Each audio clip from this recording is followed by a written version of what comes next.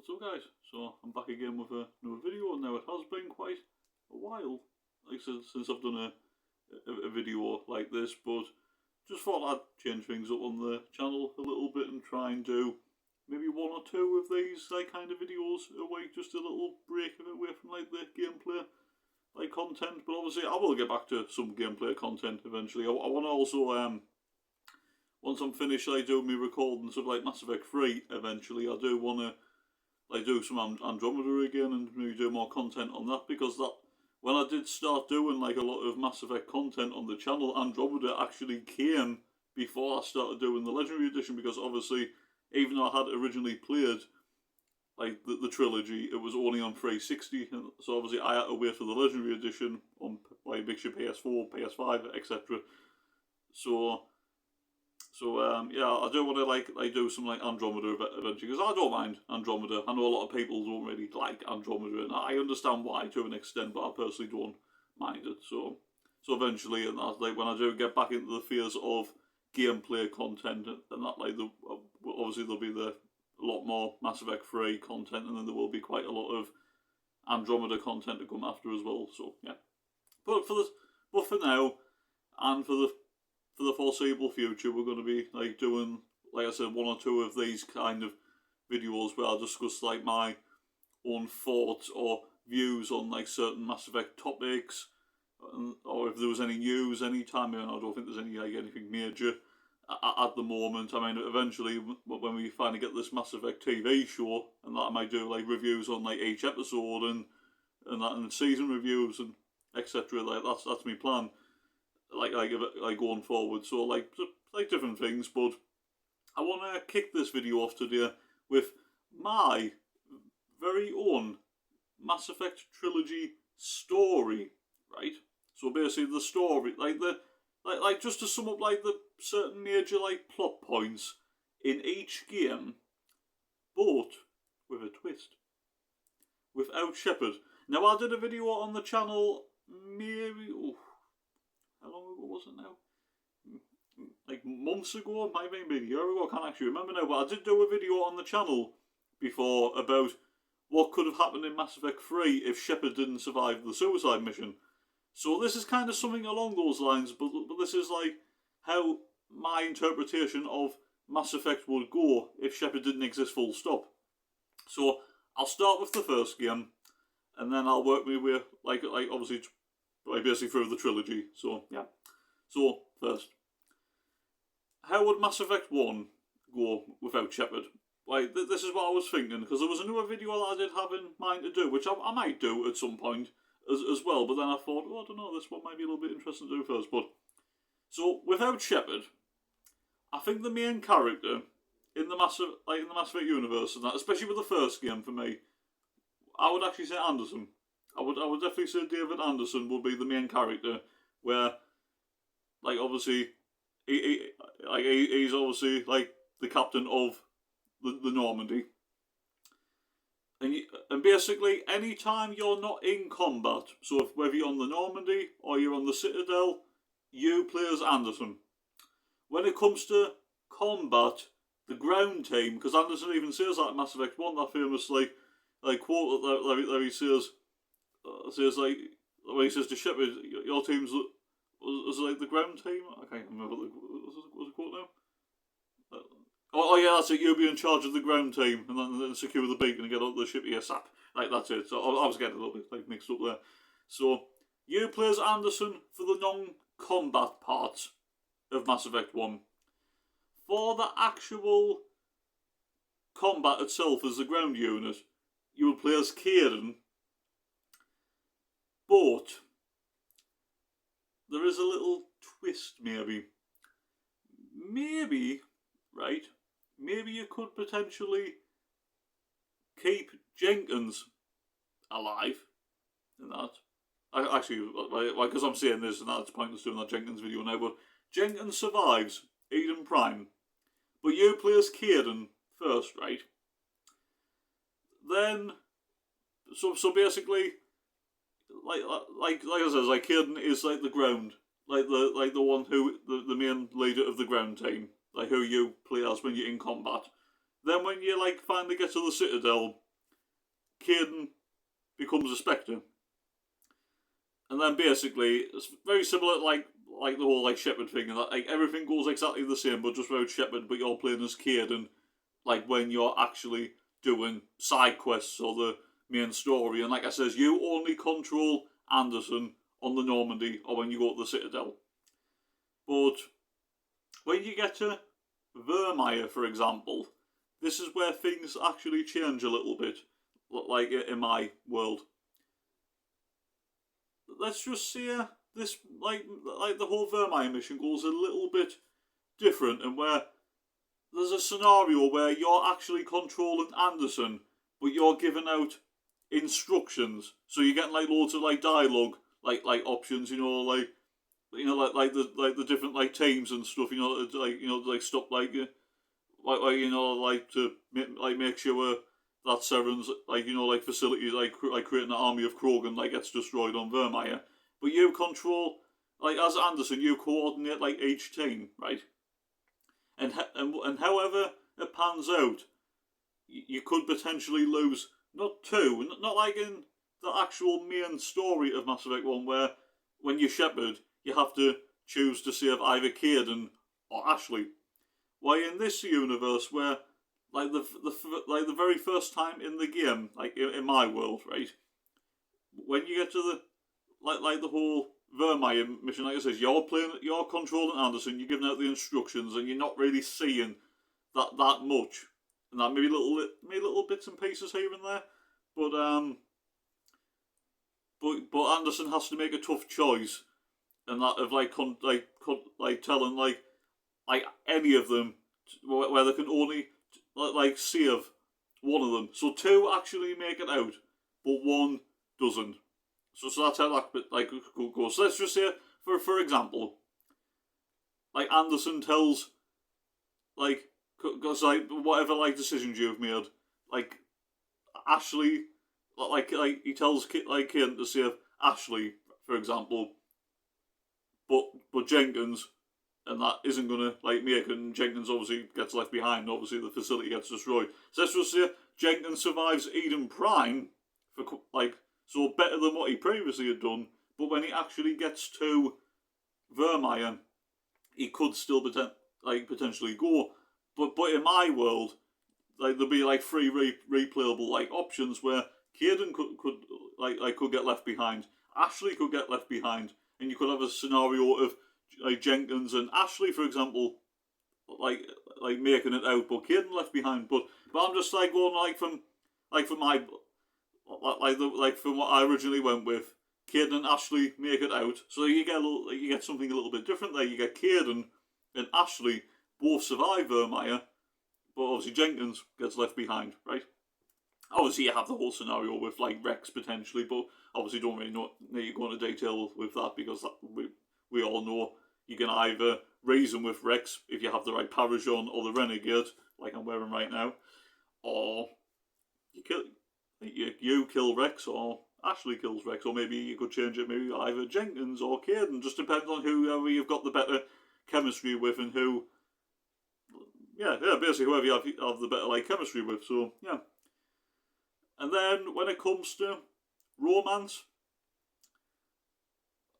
I did say that obviously you would play as Anderson on the Normandy, but there will be like a little romance like moment. But let's just say it's not like where you can like choose or anything, because the major decisions do come from Anderson, like really, and that like from the Normandy. But let's just say if you let Caden and Ashley both survive Vermeer, Caden and Ashley have their romance, etc. And then basically the rest of the game would just pan out the same, and that where, yeah, you do steal the Normandy, but obviously Anderson has to be there, so like somebody else would have to.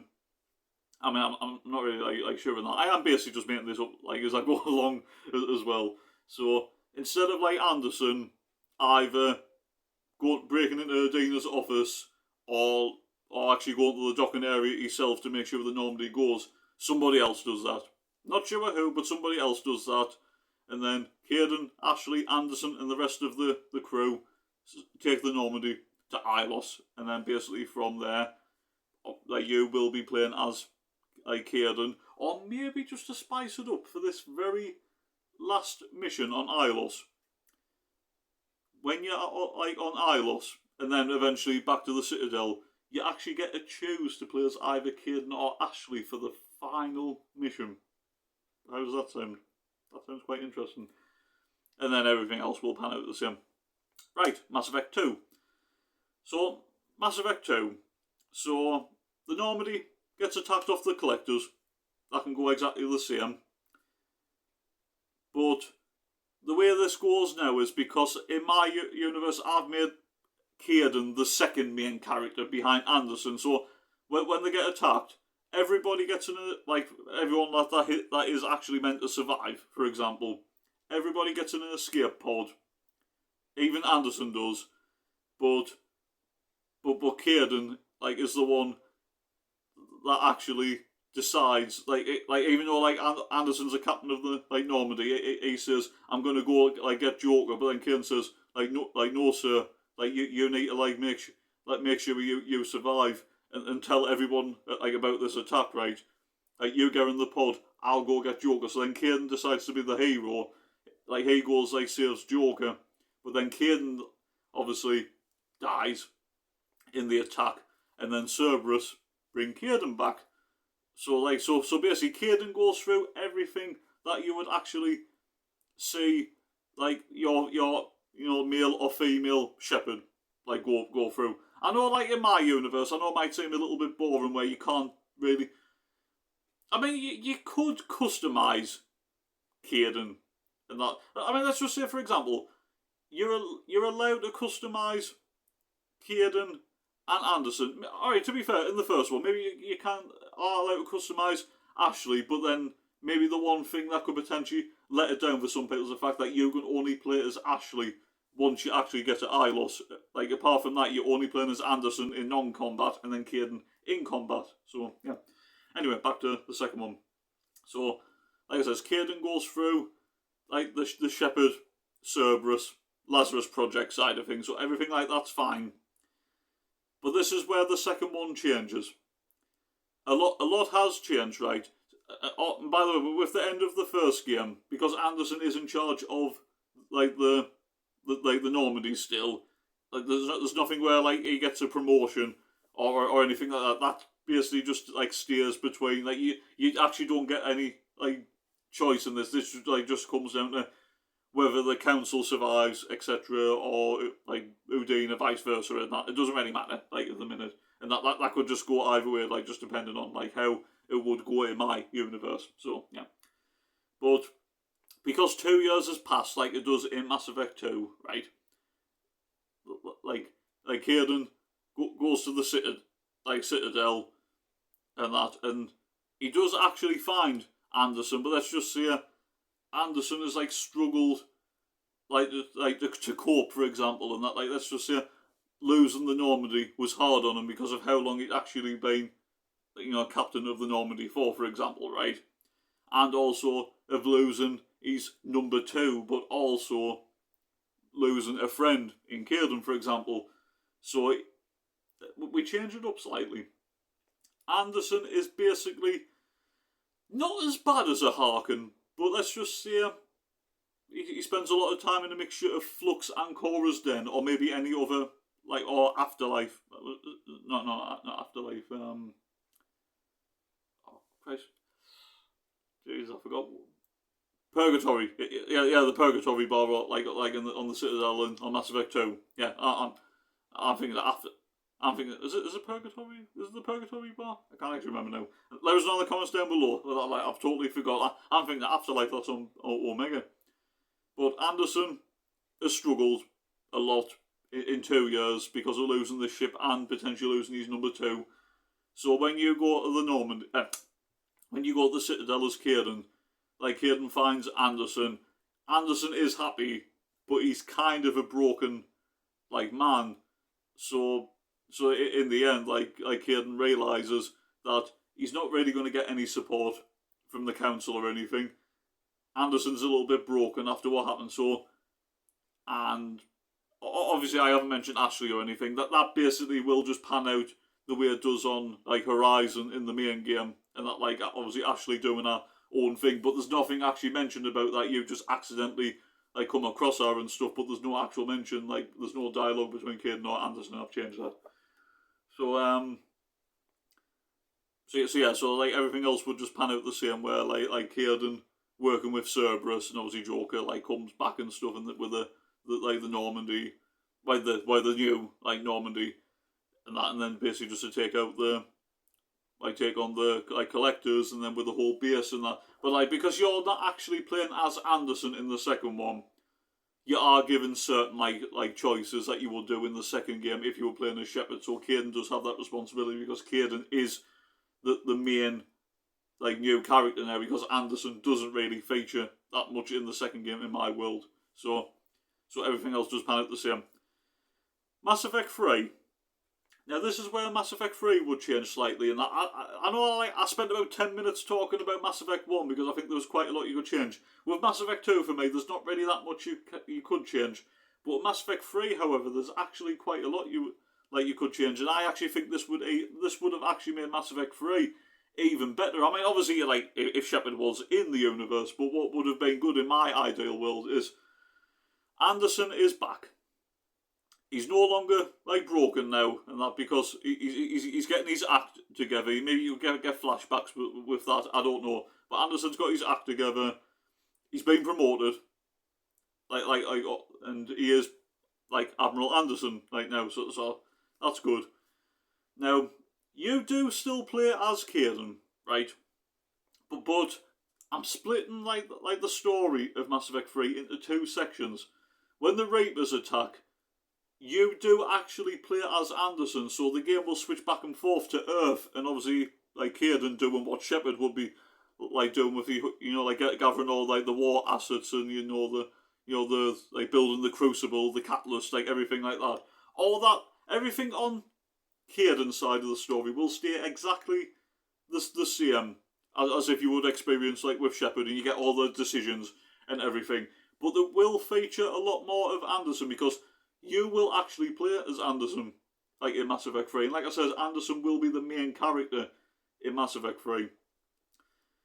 And it'll be a lot of Anderson having to make decisions about like sending out certain platoons and certain squads to try and keep the Reapers occupied while while Caden's like gathering all the forces and all the species and all the fleets and everything, to try and get them at Earth. But up until then, Anderson's got to coordinate, the guerrilla tactics and everything. So when you're playing as Anderson, you've got to do all the coordinations, and you've got decisions like to make.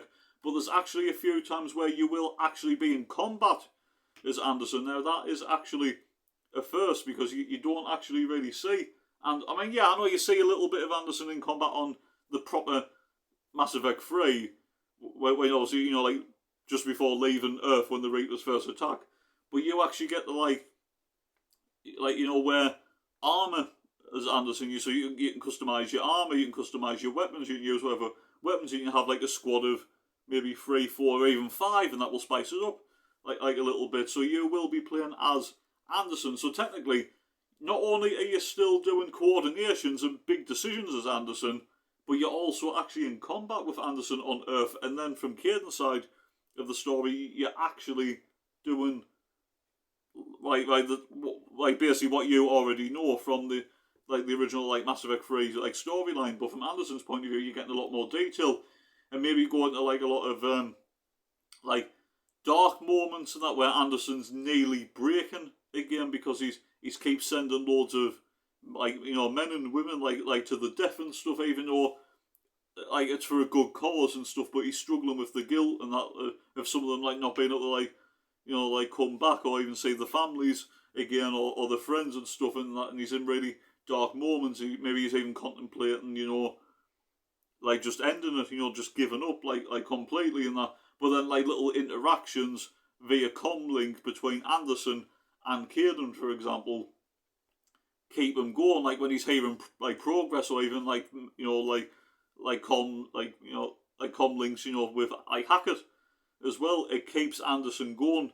But because with the actual main Mass Effect 3 and that, you don't really see an awful lot of like Anderson on Earth until you actually get there. It's just all, like, you know, via comlinks and everything. So you think that Anderson is doing reasonably okay, but like away from the comlinks, and that you're kind of thinking, is he really staying strong, or is he really struggling, or is he just trying to like stay strong while he waits for, like, you know, aid and backup and everything? But from my like point of view of the story, like, Anderson is really struggling with the key hard decisions that he's having to make all the time. Like it's really, like, gets to him and that, but the only thing that keeps him going is progress reports from Caden's side of the story, like from Admiral Hackett's like science team and everything like that. So that's a new like point of view. Like the new aspects that I've added, like Anderson coordinating attacks and actually being in combat on the front line himself in London, like on, obviously, on Earth, obviously. Like, so you're getting a lot more of that with this version. And like I said, everything else will pan out the same on Caden's point. But what changes is when you eventually bring all the war assets, like to Earth, like to battle like the Reapers, right? When you actually get to London, when you touch down, this is where the game either lets you play as Anderson or Caden. So if you play as Anderson, you're still doing a little bit of coordinating, but you are on the front line as well, and you can actually choose to have Caden and another like squad member like with you as well, or maybe 4 or 5, and that if you wanted to change it like slightly, or you could play as Caden, but you could decide to like have Anderson part of your squad, so you will both be on the front line together. However, when it comes to like being on the Citadel, right, and the whole thing of where in Mass Effect 3 Anderson dies because the indoctrinated elusive man, you know. Well, actually, no. It's actually like the indoctrination point of view of like that makes like Shepard like actually like shoot Anderson, isn't it? So I nearly forgot about that. So the difference here is whoever you play as when you get to like the final like part just before like the whole catalyst and you get the decisions and everything, that will all pan out the same. But when it comes to Anderson and Caden, whoever you play as will actually not die straight away, depending on whatever decisions like you make. Like eventually, when you get the when you get like the 3-4 choices like to make, and that like for the ending of the game. So if you play as Anderson, for example, Anderson will be the one that'll accidentally shoot Caden because of the whole indoctrination. Obviously that's going on like from the Reapers, right? And obviously Elusive Man, you know, like will like kill himself as well. And that, so it says like you can actually have Anderson survive if you play as Anderson, like fighting through the streets of London on Earth. But obviously if you play as Caden, then it'll be vice versa, and then Anderson like will die. So you could actually have a universe in my Mass Effect Trilogy like story without Shepard. You can actually have a universe where you get a lot of Anderson in Mass Effect 1, not in combat, but you get a lot of Anderson in Mass Effect 1. You don't really get much of Anderson in Mass Effect 2, but you get quite a lot of Anderson in Mass Effect 3 and a lot of combat without like a Caden, for example, or even if it was like a Shepard and that, if you want to say that. So you get quite a lot of Anderson on Earth, and you can even have Anderson make it to the end, and then the whole discussion with the catalyst, and then Anderson will be the one that decides whether to destroy the Reapers, control them, sacrifice himself, vice versa. So it all comes down to, in my universe of Mass Effect, it all comes down to Anderson is the main one, even though he's not really the main one in the second one, but as it combined between the 3 games, Anderson is the main character in my universe, and the main key decision, especially in the 3rd game, could potentially come down to Anderson, but that just depends on who you decide to play as, like, when you're on Earth, whether it is Anderson or whether it's Caden. So, that's basically how my Mass Effect Trilogy story would go without Shepard. Very controversial. It is very controversial because obviously I love Shepard.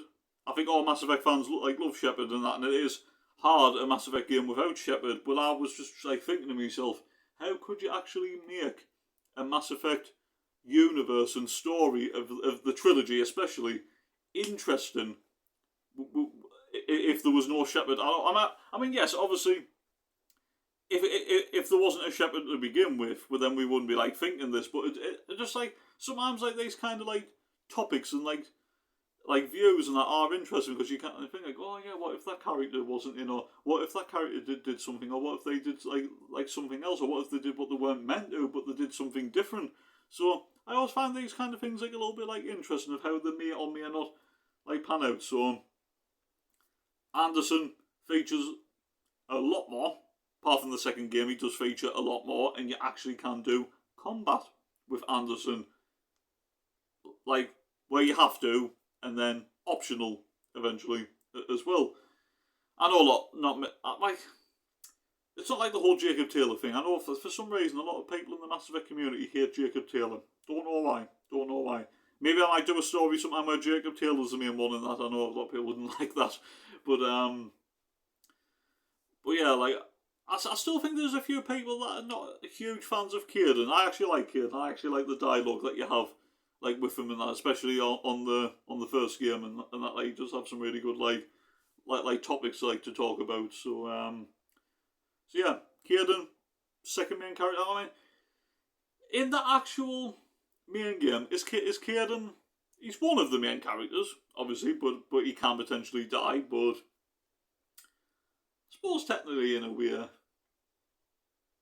I suppose the only difference from a Kieran point of view, and that, unless you let him like die on Vermeer, especially in the main like universe, he could potentially be like a mixture of second and third main character. But to be fair, in my universe, Kieran is actually the main one, so I'm actually promoting like Kieran to like being at the centre of attention, like basically. And that's so he is the main focus in the second game. So I give Kieran a little promotion there. So obviously that's got to count for something. So yeah, guys, let us know in the comments down below what you think about my universe of Anderson and Kieran being the main focus in my universe, and even Jenkins, for example, he survives Eden Prime, and that's the thing, and that's also going back as well. What I forgot to mention. You could actually have a situation where, when I said everything will pan out the same, I'm on about like major story events, but technically you could actually have either Ashley or even Jenkins, for example, being in Kieran's shoes potentially, and that it still depends on what you actually decide, like with the Vermeer decision. So there's quite a lot to think about there. But I hope you have enjoyed this video, guys. If you have, don't forget to hit the like button and subscribe if you're new. I'd really appreciate it. And views, comments, like down below. Comments down below. Down below in the comments. Let us know. Jesus Christ, that was terrible.